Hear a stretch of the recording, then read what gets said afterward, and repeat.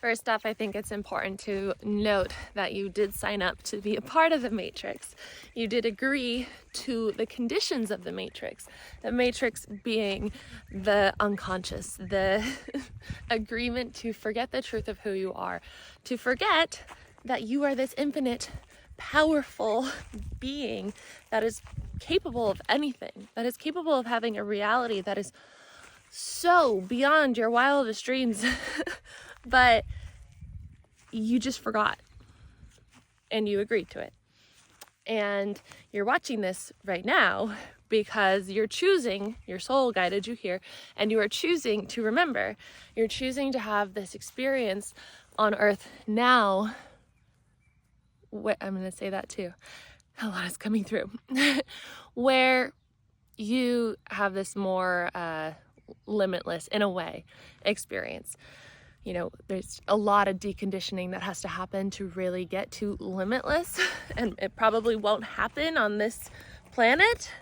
It could, but probably not. But you can still have a completely different reality when you do this and remember this. And so you, like, this part of this experience is, it's so incredible because, you know, the time on earth that we're in, not only did we have this technology age where a lot of us either grew up without any technology or like the beginning of technology, and then we got to see this evolution of like people really falling asleep more so. Like we went through this whole like becoming addicted to social media and like through this like last little purge of ego-ness of like posting and being like, look at my life, look at what I did, look at what I ate, look at what I wore, look at who I'm with, ooh, ooh, ooh. And then a lot of us right now, especially after the pandemic, which was kind of like the pivot moment. We always have this like big thing in life where it's your pivot moment. For me, it was my car accident in 2014. I got a DUI when I was 19 and it turned my whole life around. I needed it to happen. I had an eating disorder. I was anxious, depressed. I was completely out of control. I mean, not completely, but if I had gone down that path, I wouldn't have lived. I'm sure I would have, you know, overdosed on something, or just, I was going down a really bad path that was not sustainable. And that pivot moment brought me back. And so we had this pivot moment in the world with the pandemic, which was devastating in so many ways. But also kind of woke people up to what matters and what's the truth, what's the reason for living. You know, unfortunately, when we lose someone, we start to look at life a little bit different. We're like, well, I really want to live, you know, because you never know what's going to happen. And I think a lot of that happened during the pandemic. And so we have this opportunity to be like, well, it doesn't really matter so much like posting like online all the cool things that you did, especially because no one was really doing anything. We started more so sharing about the things that we're passionate about and that we really care about. People are posting about their banana bread recipes. They're posting about, you know, the music that they're learning and all the different things that they're doing with their time. You know, not everyone did really productive, creative things, but I think as a whole, a lot of people started waking up to more of their purpose, and their purpose being their soul calling. Your soul calling can be so many different things. It can be making banana bread. It can be saving the world, you know, however you're supposed to bring the world into a new level of consciousness. It can be just, you know, making music. It can be being really friendly to people. It can be whatever it is for you. It can be just like, you know, taking a new drive home, a new way home, like whatever your soul calling is, just following that is really what we're moving into right now. So we're moving into this new earth energy where we're starting to learn that we have our own unique path. We have soul guidance. We have angels and guides guiding our journey. And we can lean into that trust, that knowing, that curiosity, that joy, and that surrender. And we can have an experience that is truly fulfilling to us. And we don't have to live in these conditions of what we thought we had to do in order to just survive. Like, we don't have to work jobs that we hate. We don't have to be friends with people who aren't actually friends to us. We don't have to be in relationships that aren't, you know, fulfilling to us, that are maybe more, I don't want to use the word toxic, but like relationships that are just not in alignment with what our soul wants. And we can start to just follow the breadcrumbs and create a really, really beautiful human experience and get out of this matrix. So the matrix is what in this video and what we're talking about, in my perspective, that I've been shown of this all. It's just the unconscious. It's just thinking that you are, this powerless human, believing that that is all that you are, believing that you have to, work a 9 to 5 and give up your life in order to work just to live, and not really have time for the things that you love, and then so you try to like fit it in with the things that maybe don't really fill you up, and then you're exhausted from them, and then you never find time for rest, and then you get chronically ill, and then you don't have time to heal because you only get 3 days of sick day with your job, and going to the doctor is expensive, and so then you can't pay for the doctor's visit, and then you avoid the doctor, and then you're living with guilt and shame because you're like, I don't really feel good, but I need to like continue to work more so that I can go to the doctor. And it's just, and then you're like, but I also like want to be social, and maybe you go out and drink, and then you're exhausted again, and then you're like, I didn't really help my health, and then you're like, oh, I'm on this cycle, how do I ever get off? I should really work on a side hustle, but you're like, oh, I'm too tired to work on a side hustle, how am I ever gonna get out of this loop? I don't know, did anyone relate with that? I was on that for quite a while, relatively. I was in a job for 5 years, and I just kept having that thought of like, okay, I want to like just hustle, like every free moment I'm gonna hustle so that I can build a business that just like sustains me and gets me out of this matrix, out of this hamster wheel. I just like want to be free. I want to travel the world. I want to, be healthy. I want to be happy. I want to be in love with life, with the people in my life. I want to just be who I am. Who am I? And so I was like, well, what I'm doing is not working. I realized one day when I was sitting in the airport in Las Vegas on a 9-hour layover, about a little bit over a year ago. So I started writing. I was like, how to get off of the hamster wheel, out of the matrix. And I started just realizing, I was like, well, you always do what you always done. You're always going to get what you always got. And, whatever that one is. And so I was like, well, this is not working. I'm just hustling, and not getting off. Like, I'm not seeing the door open. And so then I was presented with the opportunity, or really the sign, to quit my job because it was just so ridiculous. The new terms, it was like commuting so far every day and required to come in every single day. I was like, this is not what my soul wants. I've listened to all of the spiritual talks, and not all of them, but so many of them.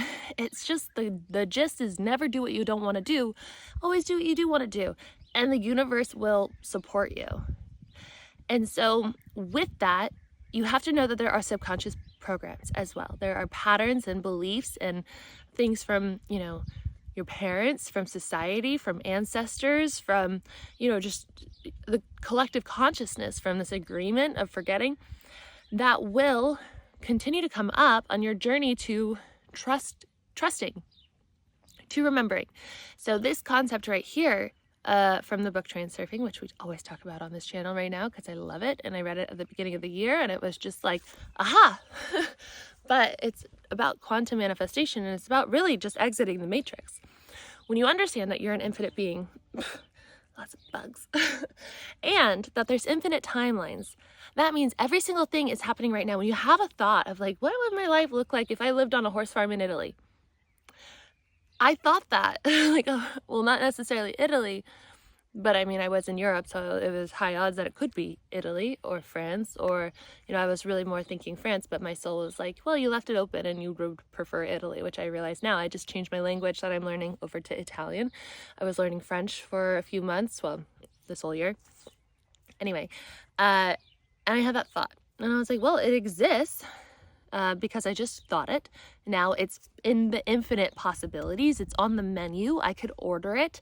And so when I made my vision board on New Year's Eve and I put all these horses and everything and, being free-spirited, living in Europe, traveling in a van, which I live in my van, by the way, I put it on my vision board and I said, if this is for my highest good, which means if this is soul aligned, I choose it. And if it's not, then I choose something else that is more soul aligned. And so then my soul just flew right to it. I had no resistance to it. I didn't have any, programs or unconscious around it, because I understood the concept that every single thing is happening right now. I'm going to try and remember this message that was coming through, because if you've been here since the beginning of this channel, when I started sharing in the beginning of the year, my angels and guides kept downloading me with the message, follow the yellow brick road. Follow the yellow brick road. And then eventually I felt that I arrived. And then in the book transfer, so my angels and guides were like, you have arrived, or whatever, however it worked. And then in the book Transurfing, it started talking about the Wizard of Oz, which Follow the Yellow Brick Road is from the Wizard of Oz. And it was talking about how the Scarecrow and the Tin Man and the Lion are all looking for things, for courage and a brain and a heart. And then they get to the wizard, and what they've realized is that they already had it all along. And so for me, when I read that, I was like, this is like the biggest download from the divine that I've received in maybe ever, because it's just been so clear. And I've been talking about it, making it more real, like trusting it, and like sharing it with strangers on the internet, saying like my angels and guides, which I never used to do, because now I'm just like, this is what my soul wants to do. It just wants to say these things online. And there's so many people out there who are waking up and choosing to understand that this is all real. And so when I saw that, I was like, holy shit, this is what it's like, aha to me. And I hope it's aha to others too, is that everything you want, you already have. And when you understand that concept, and that anything that tells you otherwise, you understand that concept, then you can move towards it. And when anything that tells you otherwise comes up, you start to label it as the unconscious. You start to label it as not the truth. And you start to realize your power, and remember your power, and remember how infinite you are, and remember how everything is infinite, and infinite possibilities are available to you. You just have to choose. And when you choose it with your free will, it is definite. And it's your option then, when things come up, perceived reality, things in your circumstances, what's in front of you, or just thoughts come up and they tell you otherwise, or they suggest otherwise, like big bill shows up, and you're presented the opportunity to fear it, or to trust that even though this is coming up, you're moving towards your chosen timeline where abundance is available, health is available. And you never want to choose money. You want to choose the timeline where money is like, it's not even a question. Because if you're choosing just money, then you're creating more resistance to it. You want to choose the timeline where it's just like, it is what it is. Like we talked about the other day, when you stop thinking about a relationship and you just start enjoying your life, soulmate often shows up. And so it's the same thing with money, but people don't do that as often as the relationship thing. So like with the what is it called? Vision board. When I made the vision board, no resistance to it. I was like, it is what it is. I really don't care where I end up. It was like, that's kind of my intention right now. I just sold everything in California, and I just decided I'm going to just go and see where the wind blows. And that's what my soul wants, and I don't have to explain it to people. I went on that journey of kind of explaining it to people because everyone needed an answer. Like, why are you doing this? I'm like, well, really, it's because I want to. It's just because that's what I feel like I need to be doing. And it's not anything else that I have to explain. It's just a soul calling. And I'm choosing to follow that now because I don't want to waste another year of my life living with this feeling that I am meant to be somewhere else. I don't want to be working this job, in these relationships, doing these things where it just feels like Groundhog Day and it feels like I'm asleep. I want to just live. And when you are in alignment with what your soul wants, it truly feels like living. And so to get out of the matrix, all you have to do, and I say it like that because you have to make the commitment. It's not just like all you have to do.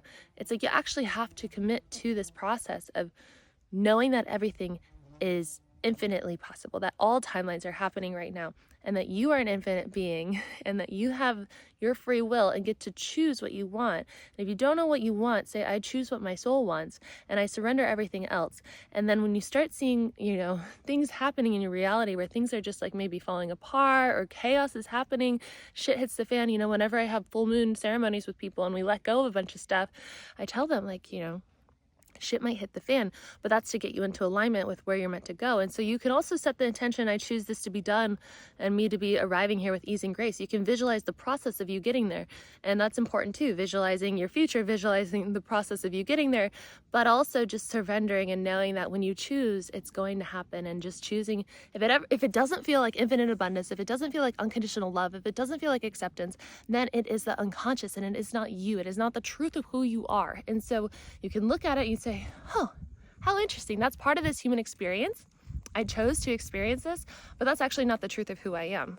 You know, whenever I'm feeling these like anger and like, it's not very often that I feel anger, but if I feel these things, I feel them because it's important to feel them. But I'm also in that experience of, it's not the truth of who I am, but I came here for this experience and I accept it. And when you accept things, they lose their charge and they're not going to like fester in you and create momentum for you to move towards other infinite possibilities of realities that are in alignment with anger or resentment or things that you just like hold on to and think that you are those things. Think that that is the truth. No, it's just meant to be part of your experience to get you to where you want to go, and you get to choose where you want to go. Follow joy, follow the curiosity, set the intention, choose what you want, start to see the unconscious, believe, not even believe, because belief is like, that's not real.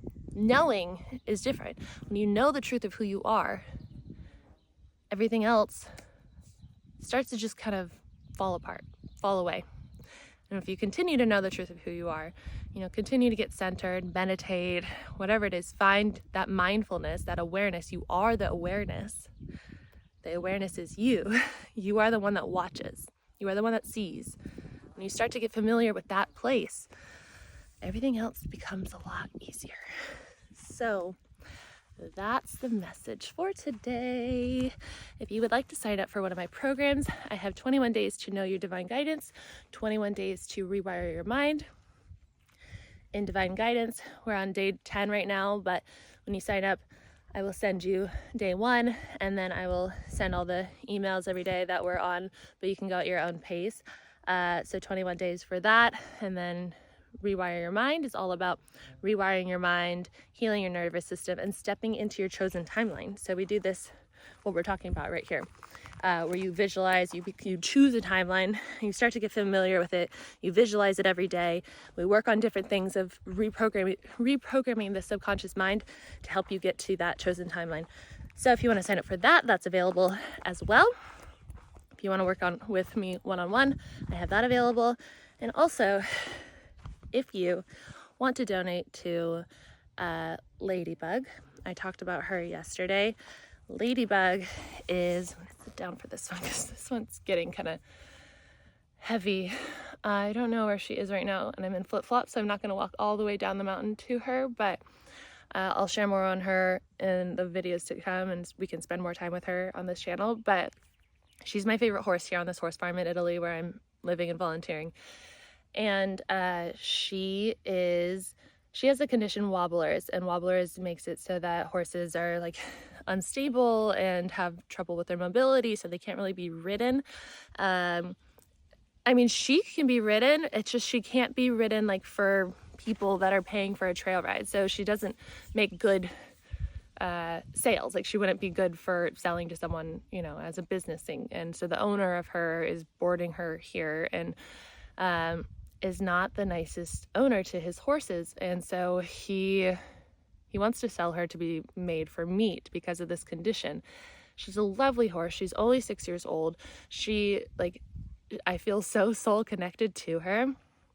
And she maybe got the wobblers from West Nile. It seems that that was the probable case. And West Nile is also a condition that is insect-borne, and that causes neurological issues in the horse, and so potentially is why she has wobblers rather than it being hereditary. So that means that she could give birth to a baby horse potentially and become a good broodmare, meaning she could be good for breeding. But we've been trying to breed her and she hasn't been getting pregnant. And so if she's not able to get pregnant, then that cancels that option. So that would make her being sold for meat.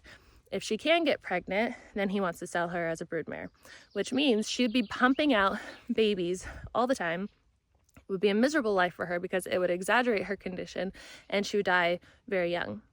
And that's also not a good option. So I created this GoFundMe yesterday when I was under the understanding that he would just be selling her to the meat industry. And then we told him that there's an anonymous buyer and I was going to try to buy her instead of him selling her to the meat industry. And then he raised the price to 9,000 euro because he's like, oh, you know, someone's gonna buy her. And now it's like I'm trying to figure out what to do. You know, because we don't know if she's going to get pregnant. There's one more option for us to get her pregnant on her next cycle. And then if she gets pregnant, we don't know if that baby's going to have wobblers. We don't know if it's not going to have wobblers. Even if it doesn't have wobblers, that doesn't mean that the next baby won't have wobblers. And no one's going to want to buy a breeding horse that has this condition. So 9,000 is high for this. So my dad breeds horses, race horses, and he's a very nice person in the industry, and I actually really, really mean that. They care about their animals so much. So I asked him, I was like, okay, this is the situation. They want 9,000 for her. What do you think she's actually worth? Because we're gonna go back to him and be like, look, this anonymous buyer knows that she has wobblers, knows that like she hasn't produced any babies yet. She's ready to buy them right now, which is not really the case yet. I'm still raising money to buy her, but like we're just saying that because there is going to be some time back and forth. So I'm hoping to be able to lower the price, because even if someone does buy her to breed her, they're going to learn that she either can't get pregnant or that she created a baby with wobblers, and then they're going to sell her to the meat industry because this is Italy and that is much more likely to happen. The meat industry for horses is a lot bigger here, and so if she was going to the UK or something, then that would be different, but she is Italian registered, and so her value is not as high for international sales, from what I understand. And so it's this whole thing. So I'm trying to save Ladybug so that she can live out her life here and not be pumping out babies all the time. Like maybe she'll have this one baby, and then if it's a really healthy one, like maybe she can have another baby in a few years, which will be a lot easier on her body than like what a breeder would be doing every single year. And then she'll be done. She'll just live out her life here on the farm and have a really happy, beautiful place to live, where she's so loved and she gets to be her spicy self. And like that's why I love her so much, because she's so independent. She always loves to break out. She likes to go where she wants to go. But she's also so caring and so intuitive and so healing, and I adore this horse, and I really want to save her from a life that could be really miserable, really traumatic, or just really sad, her going to the meat industry and becoming horse meat. So if you want to donate to that cause, right now it's at $1,500. When I received that news earlier today, I was like, I don't know what to do, because going from $1,500 to raise money for her to $9,000 just seems like a lot to ask of people. But for now, it's the $1,500. We'll try to raise that, and I'll hear from my dad. We'll send a letter back to this person and try to have someone make a phone call with them, because they're hard to reach because of their circumstances. So we'll go from there. But pretty much I'm raising money to adopt this horse or buy this horse to save her from being in that situation. So I'll link that below too. And that's all that I have for you today. I will see you in tomorrow's video. If you like this video, please give it a thumbs up, subscribe if you are new here, and leave a comment if you feel called to do so. If you don't know what to say, maybe just say, long live Ladybug. We love you, Ladybug. All right, I'll see you tomorrow. Bye.